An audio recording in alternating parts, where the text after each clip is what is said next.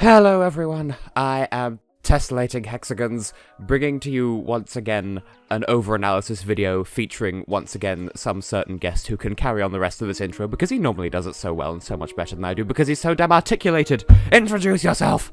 Have I ever given myself a decent intro? I know I get the words AustinOnSugar out amongst a ton of slurring, but hi, AustinOnSugar here. I'm happy to join Tess today. We're gonna be talking about even the ocean. It's gonna be fun. Yeah. How was that? I'm sure I will find some way of comparing it to the 5 stages of grief. Ooh. It's what I do. Everything is grief. You go ahead and do that. I'll quietly see that I don't like this game as much as Anodyne, but whatever. Still good. Still good. I mean, it is 5 acts long, so I'm sure there's something that can be done there, but I mean, I suppose that's a good place to start, like, comparing it to Anodyne, because, like, they're different experiences, but by the same people, so I think there's definitely the same level of passion in there, but they're telling a sort of different story, I guess, so Yeah. I like them equally, but in different ways, despite all the hype that I've been giving it, but it's not for everyone. I'll give it that. It's not even a matter of not being for everyone. The trouble with me is the second I hear or understand a concept, my mind immediately starts going to all the different places you can take it, gameplay, story, and otherwise. And when I saw everything for Anodyne, I was like, this is literally everything I could imagine for this kind of concept. This game was, wow, so this isn't Super Meat Boy with a health bar and energy spikes. And like, I was like envisioning something completely different than what we got, which is my fault. But that means that what I envisioned would have been my ideal game for this kind of concept of balance. That's just how I do. Anyway.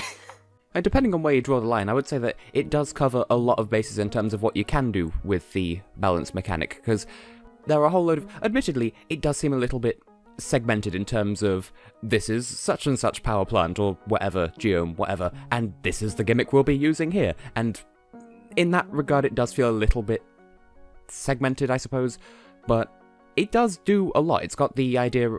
there are some ideas that I would have liked to have seen explored a bit more, like the...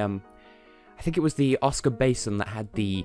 Like, you charge up these little mog-rat fuck things and they run around in tubes. That could have been a bit more fleshed out. And the... Whichever silo it was that had the doors that fix your shield in a certain direction. Again, interesting idea. Could have been... There could have been more that they did with it. They'd had a lot of good base ideas. And... Well, what else could you have done with it that... You know, what are you thinking? Well, no, that's pretty accurate what you just said there. It's like they brought up all this really great conceptual stuff.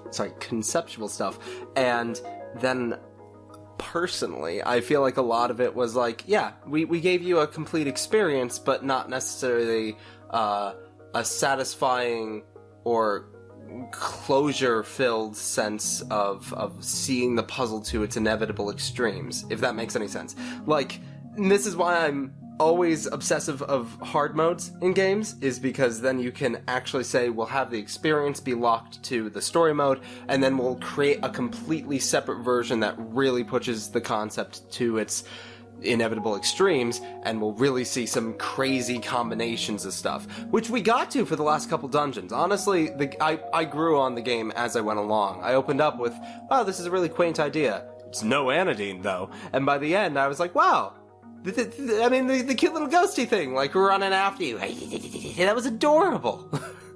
I really like that thing. The little, I don't know, that is like supposed to be some kind of like phantom energy thing.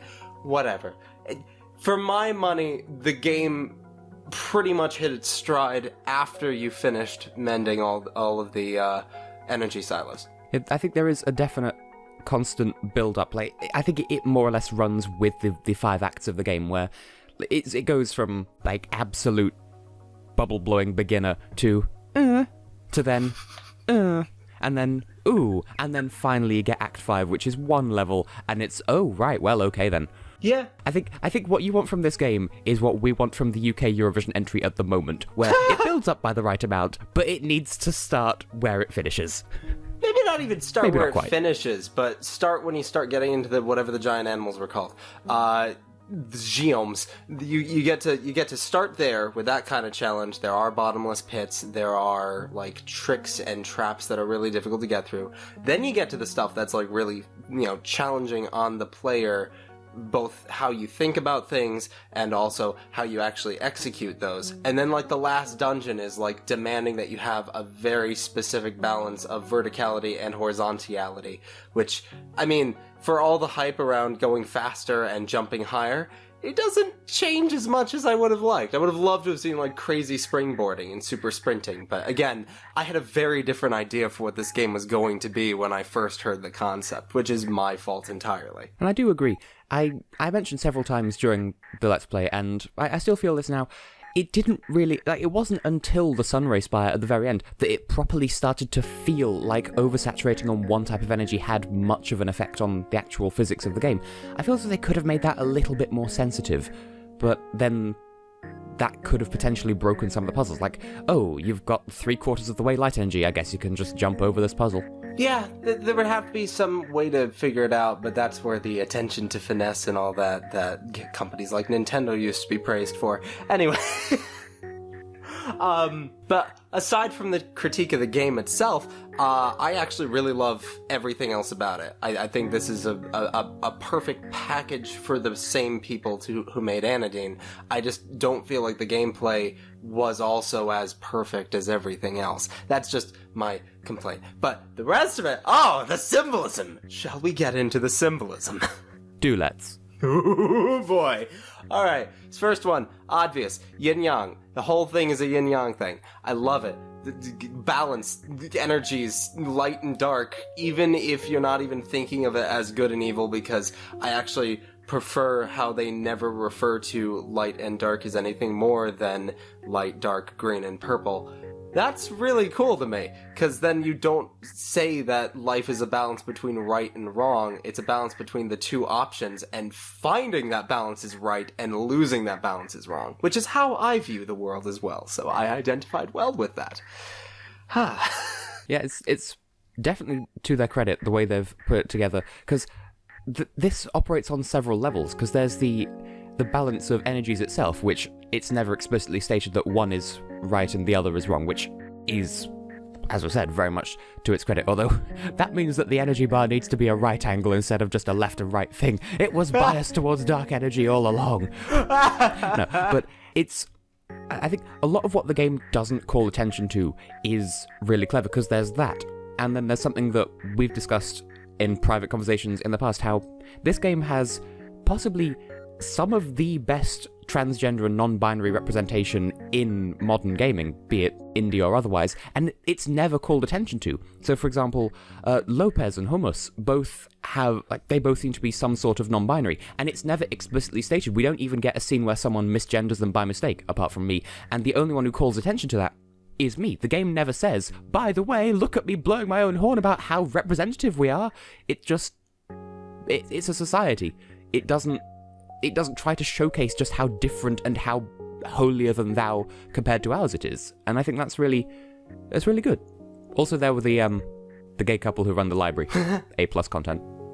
My favorite bit of the entire game's story, and this is going to be weird to say, is when everyone is starting to blame Hummus for what's going on.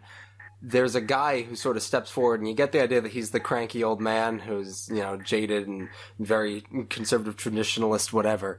And he goes on and on about how we can't trust him. He seems very whatever, and he can't do this, and we can't trust him, and what will he say when blah, blah, blah. And then it's like everyone else is just rushing to his defense, and they're using they and them instead. And as far as just the pronoun game goes, that was really interesting to me, that here's this one guy who's not even willing to try to understand where Hummus is coming from, and that's represented through the fact that he's not even willing to try to understand Hummus. That's really cool. I'm really glad they got that in there. Indirectly reminds me of the wall boss from Anodyne as well, where criticizing Young for his or their lifestyle. I think Young was male pronouns. I don't remember at this point. Everyone else gave him male pronouns at least, but I'm pretty sure that might as well count in that case. They weren't trying to do anything with it in that, so I'll just say, yeah, Young, he. Okay, go. fair enough. So, yeah, the wall boss from what I consider to be the third dungeon, or the blue of the red and blue dungeons in the second act of Anodyne. Like, that doesn't try to understand Young, just uses consistently wrong names for him, calling him Ying and various other names, and criticizes Young for his lifestyle, but never once gets his name right. And I feel like it's the same texture there. So, potentially could be based on a real-life experience, or maybe they're just really good storytellers, but yeah. And the scene that you mentioned as well, with the everyone starting to blame Hummus for what's going on, does draw parallels, at least I drew parallels, with an episode of The Twilight Zone, The Monsters Are Due on Maple Street, I think it was called, where it's kind of the same thing, where there's something like a consistent power cut across a cul-de-sac, and one person says, oh, hey, it's because of some monsters, and then the lights go off in like one specific house, or all the lights go off apart from one house, and people start pointing the blame like, oh, you're one of the aliens in disguise or something. And by the end of the episode, it turns out that, yeah, they were aliens, but all they were doing was fucking with the power grid and leaving the humans to take care of themselves in terms of murder and stuff. And it's kind of the same thing, kind of, sort of, a little bit.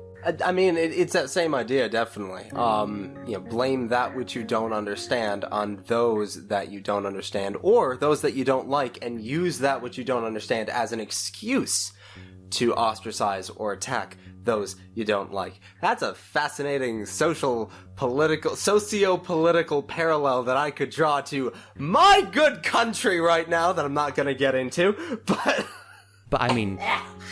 yeah? That does ding a little handbell in the back corner of my brain that there is some level of hypocrisy within the game as well, that we're seeing this happen, like we're seeing Hummus being ostracized by the community and saying, oh yes, you're the cause of all this, we're going to do something about you. And Aleph, rightly so, is like, now hold on a second. I'm just going to go and kill some giant monsters that I think might be causing the apocalypse. Kind of micro-macro, same thing. Yeah. The jumping to conclusions would be the word. Maybe that's part of the theme too. The idea that jumping to conclusions is no longer finding that middle ground of calm meditation or what have you. You know, some people want to blame other people. Some people want to blame amorphous external sources. No one's willing to suggest that either they're both the problem or they're neither the problem. And that actually plays into why the world is practically ending at the end of the game, which is really interesting.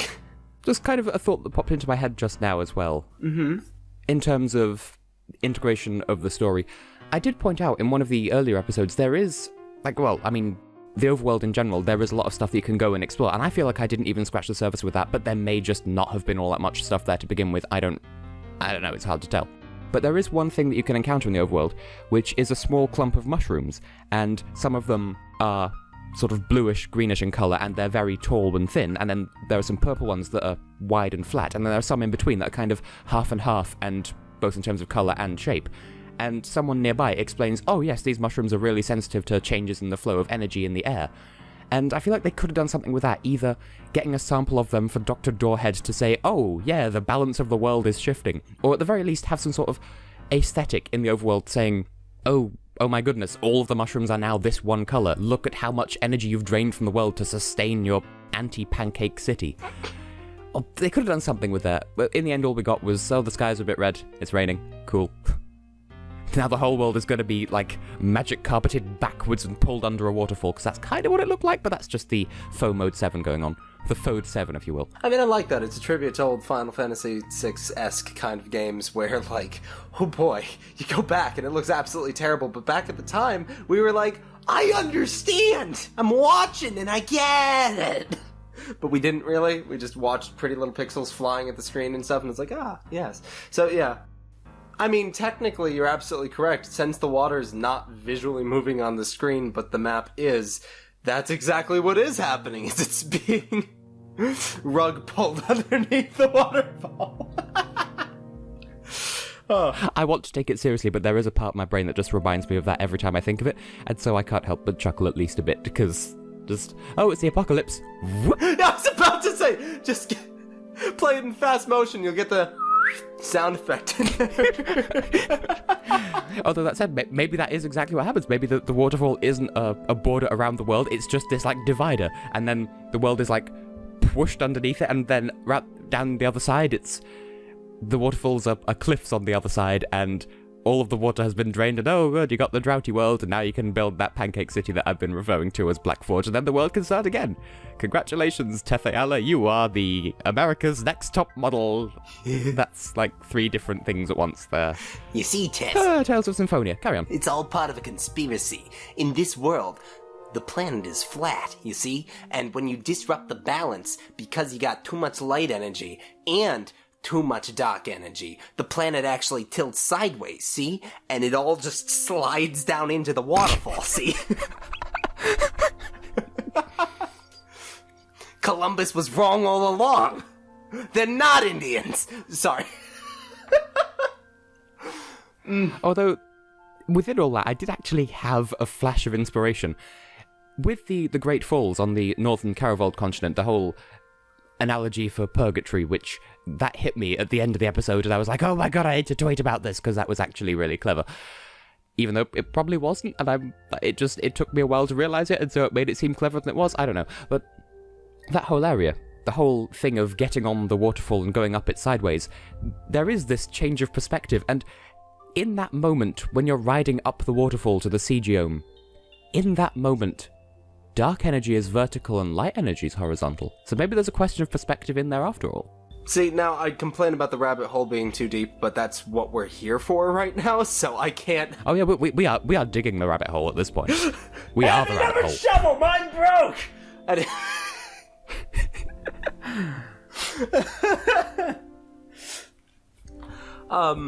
I will say, one of my favorite things running off the idea that light is good and dark is bad that we all have a stigma for is the way that White Forge is built, with the beautiful, pristine-looking white tower in the middle and all this dark, grungy slum stuff off to the sides.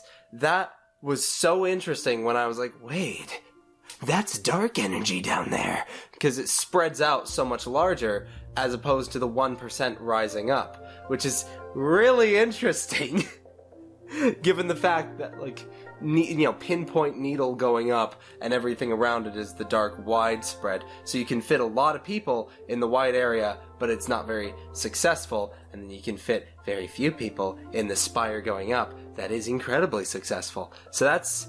I don't know. The design of White Forge is one of the coolest commentaries on the balance I think I've seen. Despite the fact that it goes against my idea that dark energy isn't bad. Well, I think there is an argument in there that that's the constructors of White Forge, like, diegetically in universe, people like Biggs and his people, when the city was constructed, to try and play into that, to make them think, oh, this is naturally how a city looks because it's the only one, and this is why, and, dark energy, everyone thinks that dark is bad, so we will make that be the bad part of the city, and then, I'm articulating it terribly, but you can kind of see what I'm getting at, I hope, where they want to make it seem like it's balanced because the city uses, because the city uses so much light energy to sustain the Apex District and essentially have it float, literally have it float away come the apocalypse, which ironically actually would have saved a few people. They want to make it seem like, oh, we should probably have an equivalent amount of dark energy sustaining the lower levels, and so that's why the city is why it has as much diameter as it does, to try and justify the presence of the tall central area, to have this same amount of dark energy in terms of width, and make it look like, hey, this is the natural order of things. There is naturally going to be this central pillar of goodness in a sea of dark underachievers, which are you lovely people. Takes a photo with some of the proletariat. Hang on, let me take a some selfie. wicked selfies, yo. That was a song. I actually really enjoy that song. Anyway, see, I thought the whole White Forge thing. No, I didn't think it was actually a reference to this. But the first thing I thought of. Have you ever read the series of sideways stories from Wayside School? It's not ringing any bells. Oh. So please enlighten us. It's from the same guy who wrote Holes, and it's one of my favorite young elementary school-esque comedy novels, you might say. You see, Wayside School was supposed to be built 1 story high with 30 classrooms. on the first floor. Oh god. But I instead, can see where this is going. it was built 30 stories high with one classroom on each floor. The builder said he was very sorry for the mistake. Well, I mean, we have had something like that happen in real life, where one guy with particularly large feet, no further comments, placed an order for a custom, I think, 14.5 size slipper. The company sent him a 1,450 barleycorn size slipper. Nice. Okay.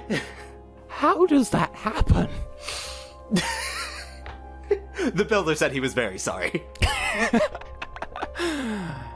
Oh dear. Then there's all this about Whiteforge City being built the way it is, and that being part of the reason for the oncoming apocalypse. Well, that would then beg the question, what did Caravolde do wrong then? Because we've seen that their version of Whiteforge essentially looks like Manhattan, more or less. So Yeah. clearly there's going to be some input there from Being the Dynamite, which is totally not a reference to a video that we've done together before. But it didn't look especially empowered one way or the other, because I got it into my head that, oh, clearly because Whiteforge is so light-oriented, then clearly the Caravolde version is going to take dark energy as its primary source, and in their culture, dark energy has these positive connotations, but realistically, the city didn't really have either. Everything seemed fine. Maybe it was just that Whiteforge used too much energy at all, and Caravolde didn't use enough of either, so it ended up being too abundant both ways, and then you got droughted. That doesn't make any sense at all, does it? I kind of got the impression, just by the way that the buildings were set up, and this is actually not speaking from the fact that I live maybe 4 hours drive away from New York City, but actually the Sonic the Hedgehog OVA special and its Land of Darkness, also based on Manhattan. But the way the buildings in New York in general are built, it gives the impression that everything is... Like, I immediately think of like a pyramid layout, where the tallest building is surrounded by slightly shorter skyscrapers, which are then surrounded by slightly shorter skyscrapers, which actually makes it sound like Caravolde had a better grasp on how to balance the two energies together, but they were still chewing through both energies as resources. Whereas everything in Whiteforge feels like you give with one hand, take with the other. If you gain light energy, you have to give up dark energy, and vice versa. It felt more like their buildings were set up in sort of, that since they're all square, that they must have both, and they must have gotten the balance, but then they just kept using both, and had to take it away from everything around them in order to have both. Something that affect closed system, I don't know.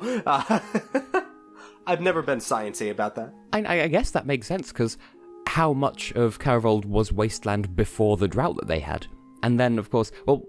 And consider that's what the southern continent is like. The northern continent is still fairly lush and green, and I'm not sure what to take away from that, because I would say clearly this is the fault of the silos, because have you seen just how ham they go with the weaponry in there? They got the lasers, the shooty things working overtime, and like the shield orientation doors, which I still don't understand how they would work in diegetic terms, but there are two silos in the northern continent, and that one ended up still fine. So... I'm sorry, I am trying to think about that now. Sir, we're building a silo here. What should I do with this giant gun? Point it at the wall and never let it move. Sorry. Proceed with your thought. We will paint lines on the wall and make the bullets follow them exactly. Sir, are you sure your OCD isn't interfering with your job? Don't tell me how to do my job, Smith. And fix your right shoulder. It's slightly lower than the left. Actually, that there is a thought. The world of even the ocean, where people with OCD truly are the masters of the universe, because everything has to be balanced. Well, actually, this is something that I don't want to say irked me while watching you play through the game, because it really didn't. But your absolute obsession with balance. I was, meanwhile, sitting there like, oh no, if only he could go 3/4 light energy here, he could make that jump. Oh no, if only he was... 3/4 dark energy, he could make it past the laser before it fired again. And I'm sitting here thinking of how you could play with the extremes, and that's how I would go through the game, or will go through the game when I eventually get it. But, yeah, it was funny to me because you were OCDing it, which means that you could technically accomplish everything, but jack of all trades, master none, thank you very much. Meanwhile, I'll devote myself to one or the other and constantly die. But hey, I'll jump higher, I guess. I think I would have been more prone towards using maybe not extremes, but diverging a bit more, if it had felt more visceral that, yes, I'm definitely running faster. And it is something that is touched upon in the Sunray Spire, this idea of forcibly going too far one way so that you can survive what's coming up. And admittedly, that is only in as far as there are a couple of dark energy pods you can walk through if you feel like it, because the shaft you're about to go down, teehee, has these giant light pods that you cannot avoid. And aesthetically, I like that, because at that point, that kind of fits in with what the story is saying. But they could have done more stuff with that, like having, well, I mean, bit of a base example, but say, for example, conveyor belts that are going too fast to run along unless you have a certain amount of dark energy. And in fact, there is an idea. What if you had a narrow corridor with conveyor belts? I'm making a hand gesture, you can't even see it. Where on the conveyor belt are, like, maybe not alternating, but dark and light pods. You have to jump over one kind so you can grab the other, so you can move a bit faster so you can move past it, or something like that. It could have been cool. I mean, it's a similar vein with the game itself. I think in terms of the ideas and level design and whatnot, there is, again, that essence of jack of all trades, master of none. It never goes into one particular idea in too much detail. They have it for one level and then they drop it. So, I'm not the only one like that, okay? One of the biggest praises I can give for this game in general is the fact that it feels a lot like a springboard. Like, Anodyne felt like a culmination of games like Earthbound and Link to the Past, and games like that brought into a whole new way to read into those ideas. But Even the Ocean actually feels like the other way around, where, in this case, any game developer person who looks at this game can glean some ideas from it, and then turn those into their own extremes, whereas this is, oh boy, too much of a balance to do anything particularly extreme or prominent with it. Ha! It was intentional all along! But... yeah, that's where the difficulty in analysing it comes from, because how much of it was deliberate to be a commentary? Mwee-hee-hee. See, I'm always a big fan of that. If something's gonna limit itself to keep to its theme, I'm happy, because something else can just do something else with the same theme if they wanted to. I still think a Super Meat Boy style game with this kind of balance mechanic would be, like, super friggin' awesome. But obviously, that's not what this is. This is a lot slower paced, a lot quieter. Even the most extreme parts in the game are somber instead of outright intense. Watching Whiteforge go up and then watching it crash back down. We're not watching, Michael Bay's new Independence Day remake, watching Whiteforge crashing. It's just goes slightly sideways.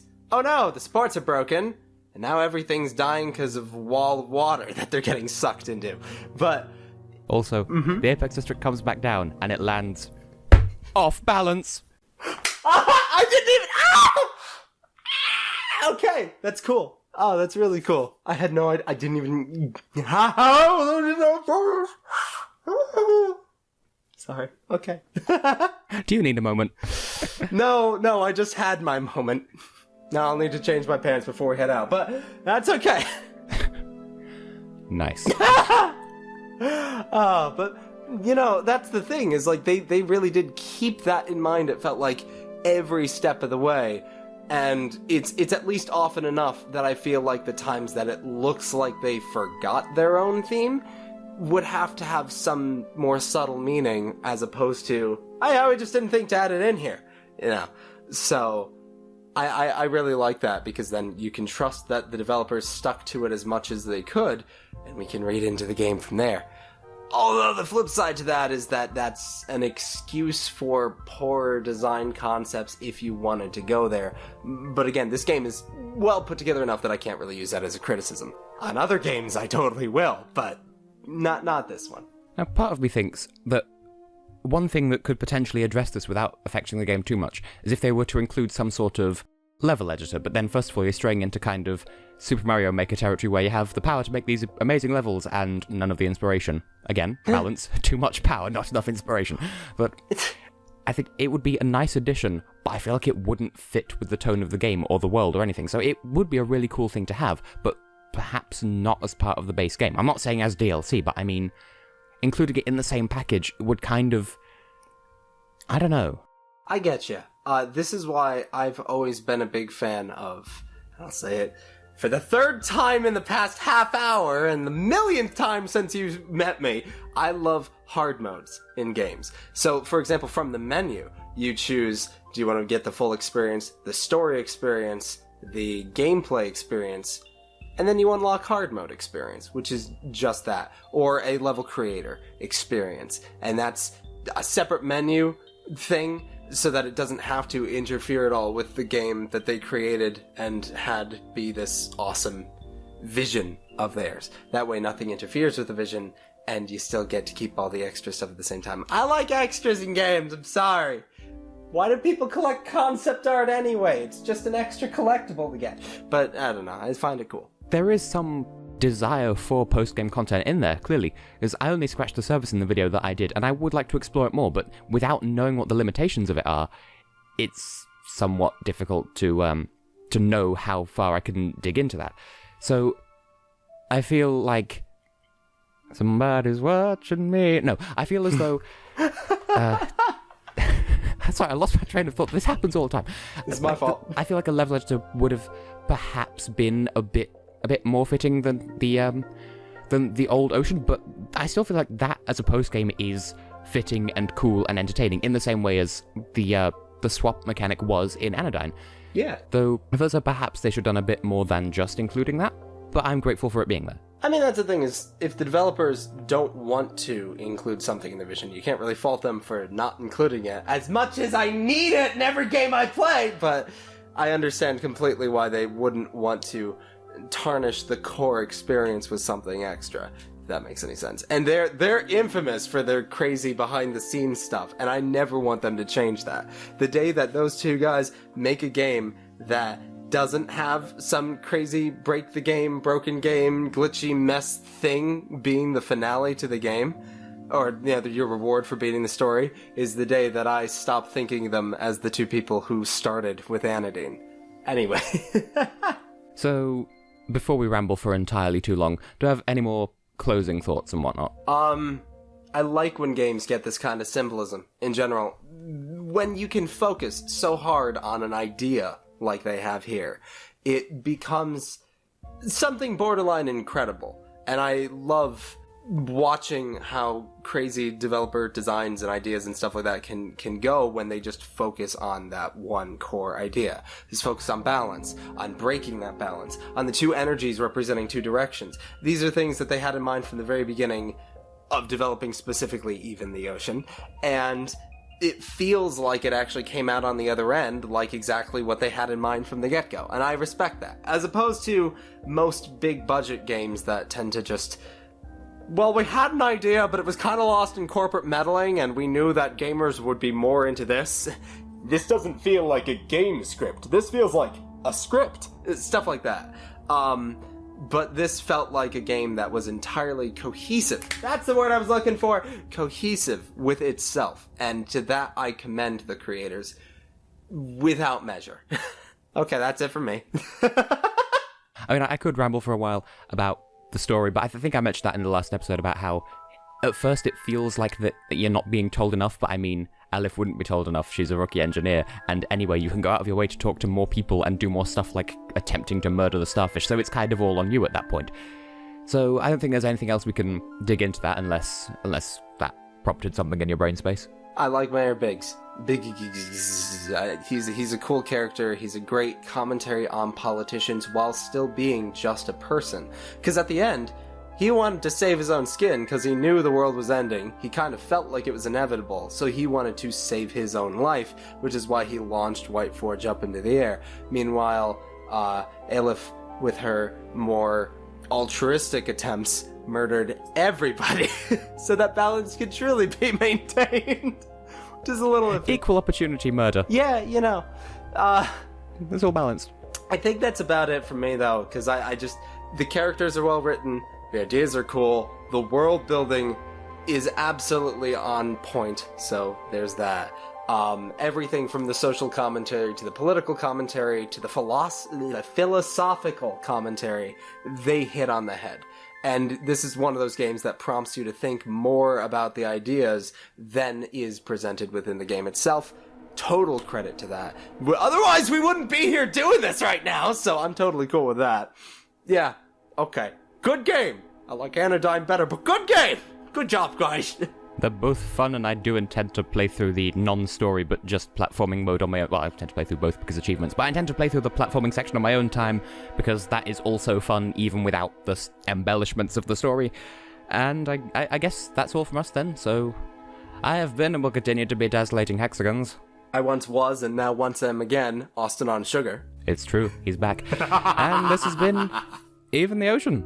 And I guess that's the end of this series, so see you in whichever thing I happen to do next, I suppose. And you, Austin, you're going to be there as well. Ooh. I think, maybe. Depends on the next thing. I hope. We'll see. We'll get it. Eventually. I'll be back on this channel before long. Just you wait. I bid thee well. And that's why we all love bread.